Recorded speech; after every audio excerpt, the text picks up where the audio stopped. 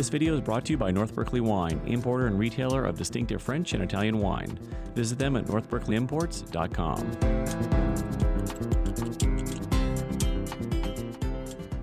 As part of our coverage of the World of Pinot Noir, we headed over to Letitia Vineyards for a presentation on the climate and soils of the Central Coast. To start this portion off, we're actually going to open a bottle of sparkling wine here. We're going to savor it. Back in the early 1800s, the Napoleonic Wars were raging, and the officers of Napoleon's army, as they would go out to the battlefield, would pull a bottle of champagne from their saddlebag, proceed to whack the top of the bottle off with their saber, drink the bottle, and then be properly prepared for the battle ahead.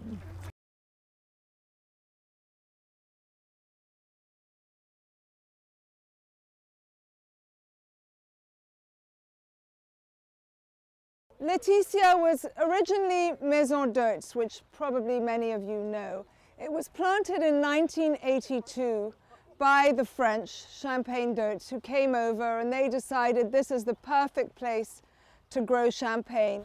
They were looking for a specific terroir. They wanted something that was similar to the Champagne area of France. Now in that, prominent in their minds then are temperatures for the growing season, and then likewise the soils.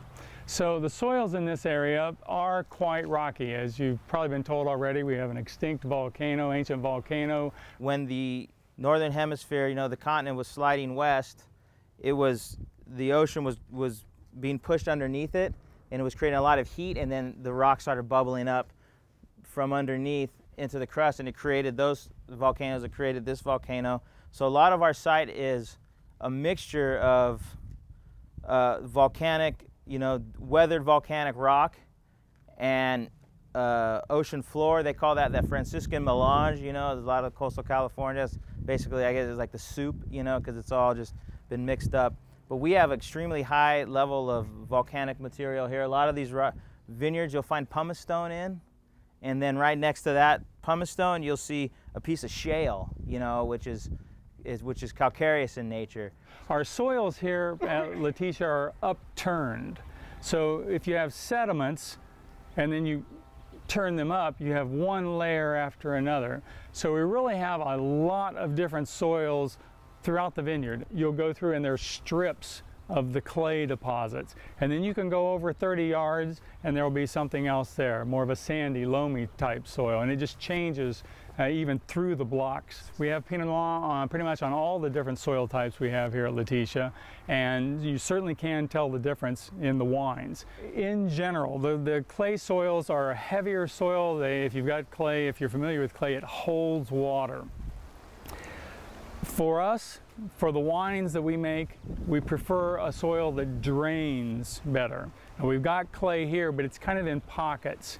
At the bottom of most valleys, say along the central coast, right here on the Central Coast, you would have a lot of that clay all along the topsoil because they're in a valley, and it's the sediment that's there is more typical of that. But because we're on the rolling hills here and it's upturned, the clay is here and it impacts the total wine,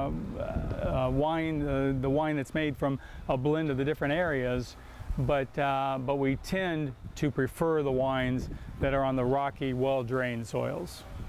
The original owners were looking for a specific terroir and they found it here for sparkling wine. It just so happens that that same terroir, if you allow the grapes to mature a longer time period, produce the exquisite still wines that we're known for. Now, once again, they're looking for a growing season, a very cool growing season. We have the ocean right close by, a couple miles down the road, and our temperatures here are amongst the coolest in California for growing grapes. The Pacific Ocean is our whole world, and not only us, but all of our neighbors, Edna Valley, Bienesito, Santa Rita Hills, everybody has the ocean influence, and you hear us as wine growers and producers talk about that a lot. Maritime influence. Well, sometimes it's a little overdone. The basic piece is cool sunshine, and it's not the fog per se, but it's the cool sunshine. And that baby right there is the reason we have it, because for us at Letitia, that flow, that air just blows right in and cools this vineyard off and never allows it to get to astronomically high temperatures, and thus great for Pinot. Last year during the 112 degree, heat spikes, we're seeing in California, we hit 85 here.